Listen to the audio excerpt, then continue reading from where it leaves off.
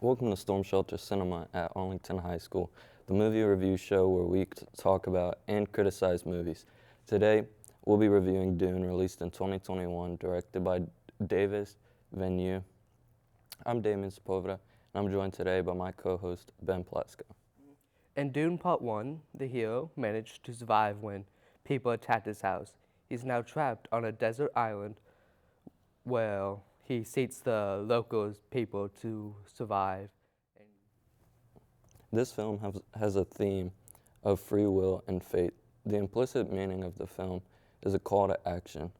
Paul has to learn the way of the Fremen people in order to survive. After the killing of his people and his father, he has to step up and protect his mom and himself in the harsh Dune environment. Paul turns out to be the messiah of the Fremen people and has to accept his fate and call to action as the chosen one. The most impressive technical aspect of this film, I said, is the music. The music in some scenes created a sense of tension. An example would be when they were flying into the dust storm, and the music added a lot of tension, mood, and other things. Another example is when Paul fight James. The music in the scene hyped it up and made the outcome more unknown.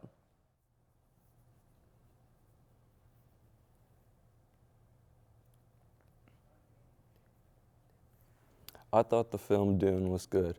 I thought it was a very good story, and the actor playing Paul, Timothy Chalamet, was really good. Although I thought it was really long and slow at times. Some parts felt confusing due to the movie just starting without any introduction or backstory to what's happening. If you haven't read the Dune novel, the movie feels like a lot is thrown at you at once, expecting you to know what's happening. The cast was great, and Duncan, played by Jason Momoa, was my favorite character, just due to his bravery in saving Paul's life and sacrificing himself for him. I thought that my favorite part of the whole film, and the movie was good, and I thought it was confusing, and I give it a thumbs up. I enjoyed the movie. What about you? I enjoyed it, but I don't know. I think it was too long. It was way too slow, and for it to just be the first movie, there was no introduction. Yeah, I also agree with that. Some of the scenes to me didn't make that much sense. Like when they were flying into the dust storm, why did he just let go of it?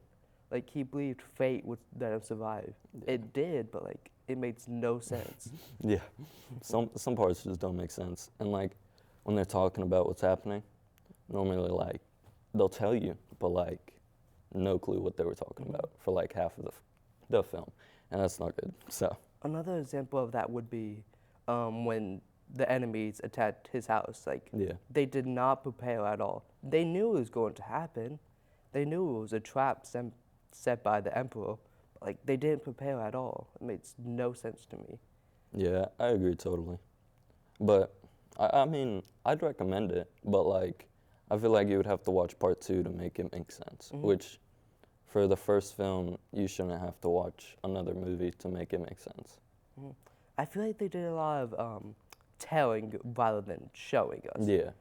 For when they showed us the visions, they told us about the future instead of just condensing it down and just showing that outcome. I agree. Mm-hmm. I'll give it a thumbs up though. Yeah, I would also. I mean, it was a bit long, but I haven't seen part 2. What do you think about that? I haven't seen part 2 either, but I want to watch it just because it seems like it'll be good.